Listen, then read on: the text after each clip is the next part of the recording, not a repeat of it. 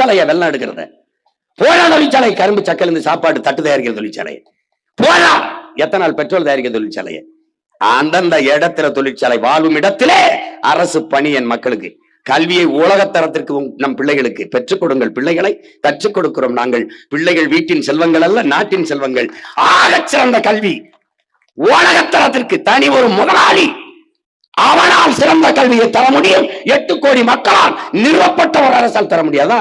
இது கேள்வி. வா மோதுவோம். தமிழ்நாடு அரசின் பள்ளி கல்லூரி சிறப்பா இருக்கா? தனி ஒரு முதலாளி நடத்துறது சிறப்பா இருக்கா? வா மோதுவோம். அப்ப ஆகச் சிறந்த கல்வி இலவசம், காசு கிடையாது. உன் தாய் உடல்நிலை சரியில்லை, உன் தாய் அல்ல, தேசத்தின் தாய். உன் தந்தை அல்ல, தேசத்தின் தந்தை. 1 ரூபாய் 1 கோடி மருத்துவம். முதல் குடிமகனுக்கு என்ன மருத்துவமோ அது கடைகோடி மகனுக்கும் இருக்கு. வாடா, அதான்டா ஜனநாயகம். எங்க வாடா, நான் வைத்தியம் பாக்குறேன், காசு 1 ரூபாய் செலவு இல்லை உனக்கு. அப்புறம் வேற என்ன செய்வ? நானே வேளாண்மை செய்கிறேன். வேளாண்மை செய்வது அரசு பணியாக மாறிடுது. ஆடு மாடு வளர்த்தல் அரசு பணியாக மாறிடுது. நாட்டு கோழி வளர்த்தல், பட்டுப்பூச்சி வளர்த்தல், நெசவு, வாத்து எல்லாம் அரசு பணி. அவனவன் வாழ்விடத்துல என்ன உனக்கு செலவு? என்ன செலவு? பசி கிடையாது. முல்லை, குறிஞ்சி, மருதம், நெய்தல், அங்காடி நாமளே வச்சிடறோம். அவனவன் வாழ்விடத்துல எல்லாம் கிடைக்கும். இந்த கேவலப்பட்டங்க மாதிரி மாசத்துக்கு 1000 ரூபாய். தம்பி சொல்றாரு பாலு, மாசம் 12,000 ரூபாய் தான் யாருக்கு? இந்த அரசு பணியாளர் டாஸ்மாக் இருக்கு. அம்மாவுக்கு 1000 ரூபாய், அம்மாவுக்கு 1000 ரூபாய். இத வேற அது சக்சஸ்ஃபுல் ஸ்கீம்னு வேற நம்ம கிட்ட சொல்றாங்க. நல்லா வெற்றிகரமா போகுது.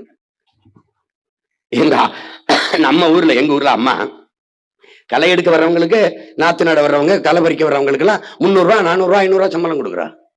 30 ரூபாய் சம்பாரிச்சுக்க முடியாத எங்க அம்மாவெல்லாம், என் தங்கச்சியால ஒரு நாளைக்கு ஒரு இட்லி 30 ரூபாய்க்கு விக்குது. ஒரு இட்லிக்கு காசு சம்பாதிக்க முடியாதாடா? இதுக்கு கூட வக்கற்ற நிலையில எங்க ஆத்தால வச்சுட்டு 1000 ரூபாய் கொடுத்தேன், 1000 ரூபாய் கொடுத்தேன். என்ன நீ சோழ ராஜராஜ சோழ மூவேந்தர் பரம்பரை சொத்தம் பட்டு கொண்டாந்து கொடுத்த? 10 லட்சம் கோடி கடன் ஆக்கி வச்சிருக்க நீ. 80,000 கோடி வட்டி கட்ட நீயே கடங்காரப்பைய. எங்க தலையில கடன் வச்சுட்டு போய் அங்க கடற்கரையில படுத்துருவேன். நாங்க காலங்காலமா இங்க வட்டி கட்டிட்டு சாகணும். எப்படி இருக்கு? இது உங்களை நல்லா இருப்பிய. எனக்கு போடுங்க, போடாம இருங்க. என் தம்பி பால் சொல்ற மாதிரி எங்களுக்கு போடுங்க, போடாம இருங்க. ஆனா யோசிச்சு போடுங்க. பாத்திரம் அறிஞ்சு பிச்சையை போடுங்க. என்னம்மா எந்தியாவது எவனுக்காவது போட்டு மறுபடியும் இன்னொரு தடவை எங்களை போராட கூப்பிடாதீங்க. ரொம்ப சோர்வாயிருது. ஏன்னா திருப்பா திருப்பா திருப்பா ஒரு தடவை தவறு பண்ணலாம், 2 தடவை தவறு பண்ணலாம். இப்படியா 60 வருஷமாவா எங்களை பாடுபடுத்துவிய? உங்கள் கோரிக்கையோடு நாங்கள் உங்களோடு நிக்கிறோம். எங்களை கட்சி சார்ந்தவர்கள், ஒரு அரசியல் இயக்கம் சார்ந்தவர்கள் என்று நீங்கள் கருதாதீர்கள். உங்கள் உடன் பிறந்தவர்கள், உங்களிடமிருந்து உங்களுக்காக